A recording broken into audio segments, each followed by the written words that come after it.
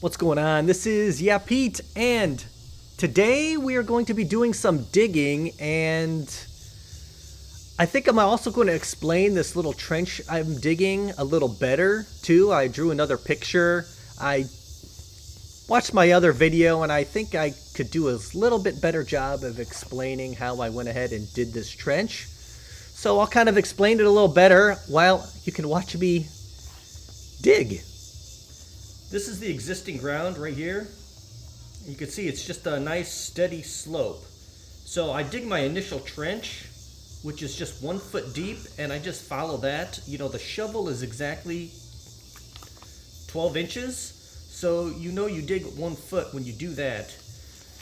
Then what I do for the final trench is I extend out until this point here. So this point is 1 foot deep. So I don't want to dig the final trench like here, because you want a minimum of 1 foot depth in the retaining wall of my height. Now if you do a higher retaining wall, you need to probably have a larger footer. So if you do like, if it's a 3 foot retaining wall, you just need like 1 block. But if it's like a 6 foot retaining wall, then you need 2 blocks. So you need it to be even deeper. And that's just because, well, I'll explain that in the next one actually. I'll draw another picture and explain that. But anyways, the final trench goes, and I have always a minimum of 1 foot of depth. And that's it to that. That should explain it good. I think I want to try to better explain why we need a particular depth for the wall. So we're going to go again. This will be ground. Like this. That's existing ground. And then we'll do, the gravel. And then we'll just pretend like our blocks are here anyway. We don't have to do it all intricate. This is just explaining the retaining wall. Okay, we only have, so the way I'm doing it is I only have maybe 1, sometimes 2 blocks underneath. The higher you go, the more blocks you need underneath and the more gravel that you need behind the wall. So I think my instructions say, now don't quote me on this, but I believe they say up to a 6 foot wall. And what a 6 foot wall requires 1 foot of gravel behind the wall. And we have gravel in the wall as well. And 1 block under the ground. And then you need further design, and then you have this. The reason for that is because you have all this weight of the dirt. So when it rains, you have all this water weight, and it's pushing,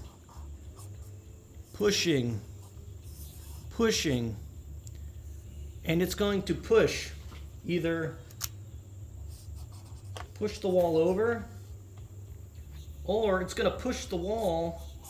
If all this soil is wet, it's going to push even this bottom block. It's going to push it this way. It's going to lump this soil up. It's just going to want to push the wall, and if you have a further slope here, it's going to push it down the slope. You're getting all this water weight pushing against the wall. So if you go deeper, that's more. Now it's got to push this much. It's got to push a lot more dirt. And then you probably need more gravel. You probably slope that gravel back even more to prevent all those pushing forces. And that's why you need an engineer to design a wall taller than, I think, 6 foot. Or even if you have another wall behind it. So like me, I have another wall behind my wall, but I have like 6 foot. I don't actually have 6 foot, so I'm kind of like, but I have 4 foot. I have a little over 4 foot back and then it's another 3-foot wall. And then what these geogrid things do, which is between every other block, is you have the weight of this dirt kind of locking these in, so it's going to help prevent your wall from being pushed over by this water pushing against it. How it just looks like.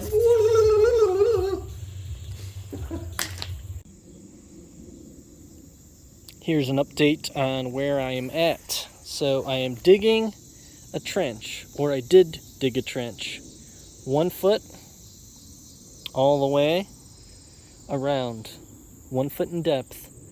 Then what I did was I used my survey equipment there and